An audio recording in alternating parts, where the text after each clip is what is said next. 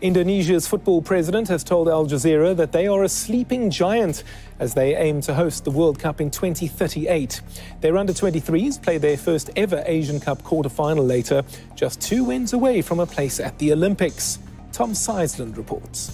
But we think that in Indonesia we know of course that the first in the heart of the fans is Timnas Garuda, but we also know that a lot of fans who also support the Netherlands as the second team. Why we make the Oranje Indonesia Festival.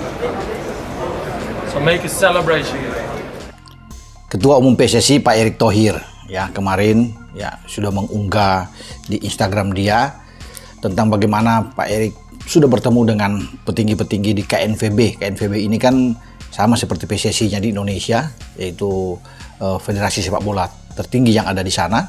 Dan Pak Erick sudah melakukan pembicaraan, ya pendekatan, lobby-lobby yang terjadi di sana, diterima dengan sambutan yang luar biasa, penuh kekeluargaan di antara Pak Erick dan juga dengan pihak KNVB. Yang terwakili itu dalam foto Pak Erick yaitu sekjennya KNVB ya, Yis De Jong. Nah, pembicaraan itu menarik ya, karena Pak Erick melihat ini bisa ada chemistry yang bagus di antara KNVB dan PSSI, karena kan sekarang kita tahu bersama banyak pemain-pemain keturunan kita yang punya darah Indonesia, baik dari orang tuanya maupun dari kakek neneknya itu sekarang berlabuh dinaturalisasi oleh PSSI.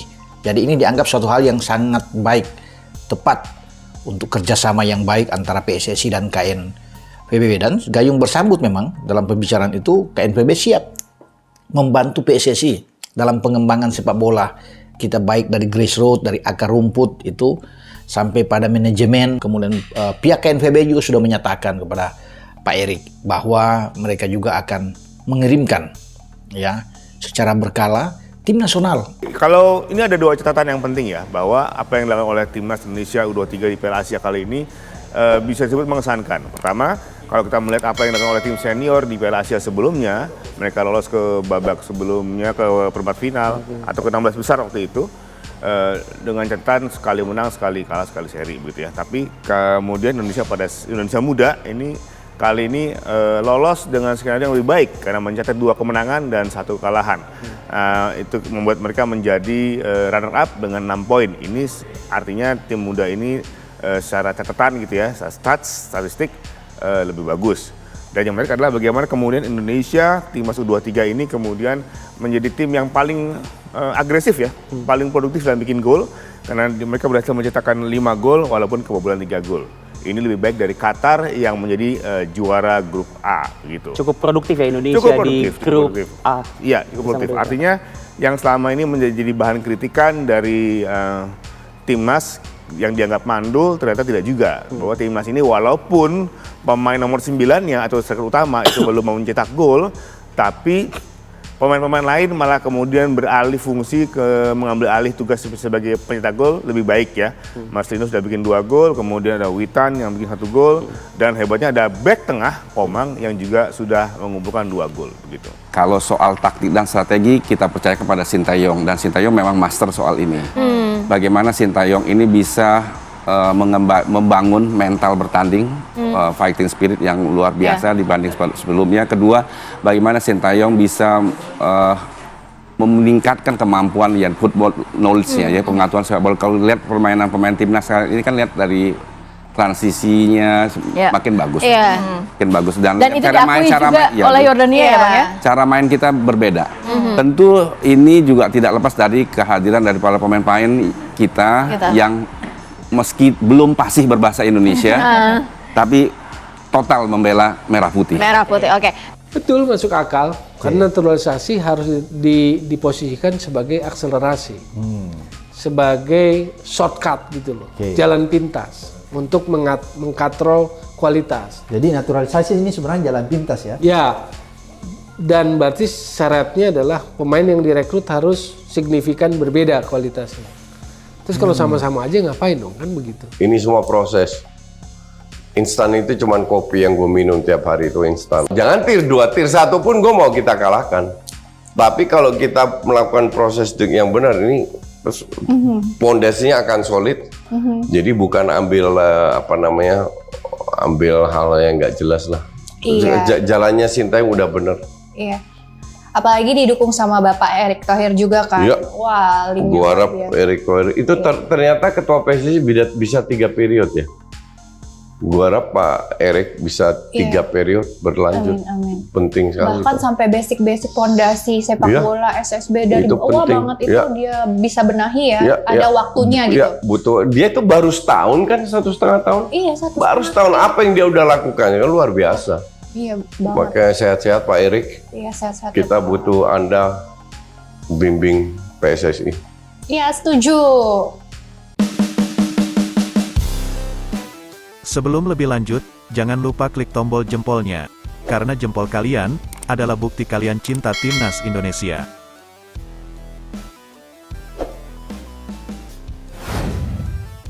Elkan Bagot trending setelah dicoret STY, Erick Thohir bongkar alasannya. Elkan Bagot langsung menjadi trending di media sosial X Twitter, tak lama setelah namanya tidak masuk daftar 22 pemain yang dipanggil memperkuat Timnas Indonesia melawan Irak dan Filipina pada Juni mendatang. Sebagian besar warganet menyayangkan pemain tertinggi di skuad Garuda itu tak dipanggil di laga penting menuju Piala Dunia 2026. Sebelum dicoret, pelatih Sintayong kecewa karena Elkan Bagot dianggap mengabaikan panggilan untuk laga perebutan tiket ke Olimpiade melawan Gini.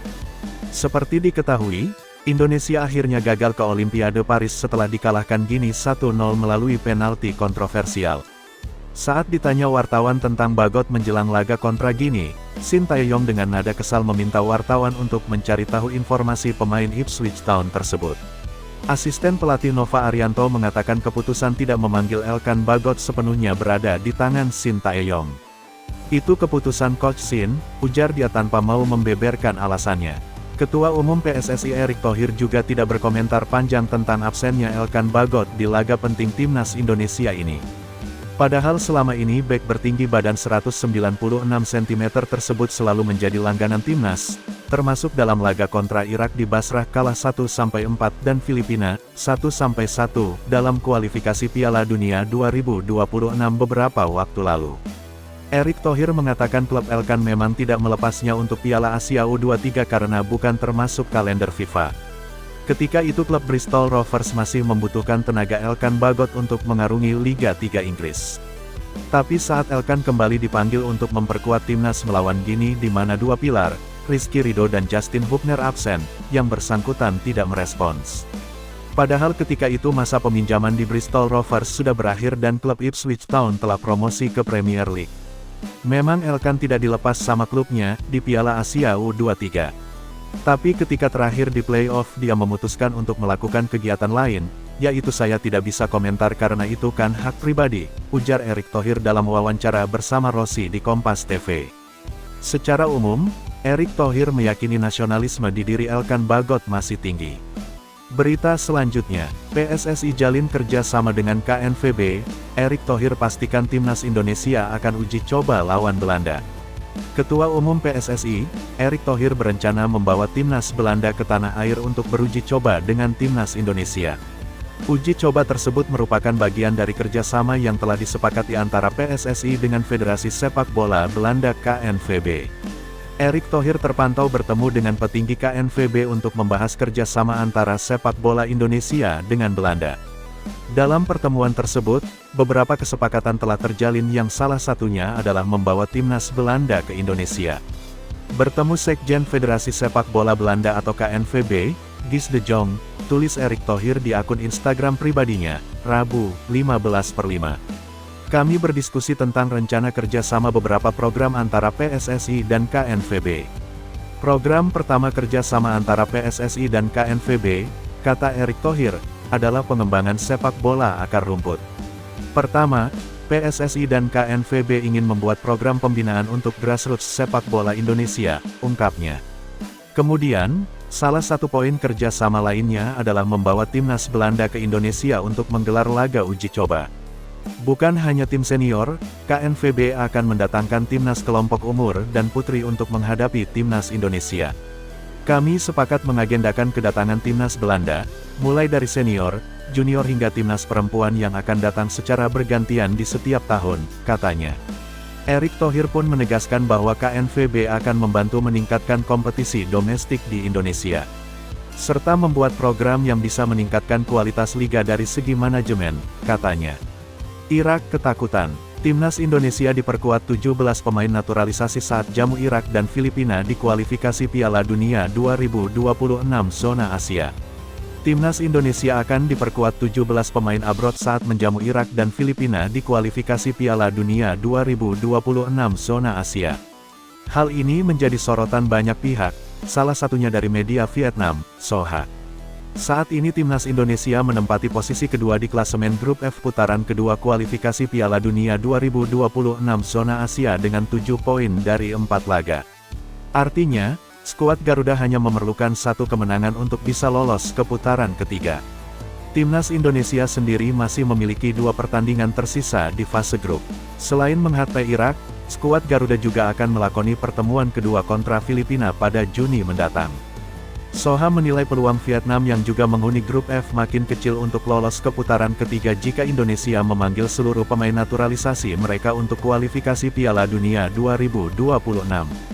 Pelatih Indonesia Sintayong diperkirakan akan memanggil 17 pemain bintang yang bermain di luar negeri untuk memperkuat timnas. Hal ini membuat peluang Vietnam melanjutkan kualifikasi Piala Dunia semakin tipis, tulis Soha. Sementara itu, Sintayong mengatakan sejauh ini persiapan timnas Indonesia cukup baik jelang laga kontra Irak. Juru taktik asal Korea Selatan itu pun tak ragu menargetkan kemenangan atas Singa Mesopotamia. Persiapan baik dan ada 2 pertandingan di Juni nanti. Saya akan berusaha semaksimal mungkin untuk mendapatkan kemenangan di 2 pertandingan nanti, kata Sintayong. Berita selanjutnya, tak ngangka, Sintayong jadi viral di Korea Gegara ini. Pelatih tim nasional Timnas Indonesia, Sintayong, ternyata masih jadi topik perbincangan hangat di negara asalnya, Korea Selatan. Sorotan publik terhadap pria berjuluk STY tersebut tak lain karena keberhasilan sang pelatih membawa kemenangan bagi Timnas Indonesia U23 atas Korea Selatan dalam babak perempat final Piala Asia U23 di Stadion Abdullah bin Khalifa, Doha, Qatar, Jumat tanggal 26 April tahun 2024. Laga itu memang sudah lewat lebih dari 2 pekan lalu, namun menurut Manager of Global Strategy Team di Yonhap News Agency, Wang Sun-ik, Sintayong masih jadi topik hangat di sejumlah media Korea Selatan. Salah satu isu yang sedang hangat adalah seputar olahraga.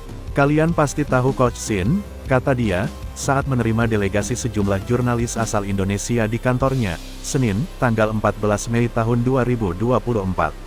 Pertemuan dengan Wang merupakan bagian dari rangkaian program, Indonesia Next Generation Journalist Network on Korea, kerjasama antara Korea Foundation dan Foreign Policy Community of Indonesia, FPCI. Topik soal Sintayong juga muncul saat pertemuan dengan anggota DPR Korea Selatan Kim Gi-hyun.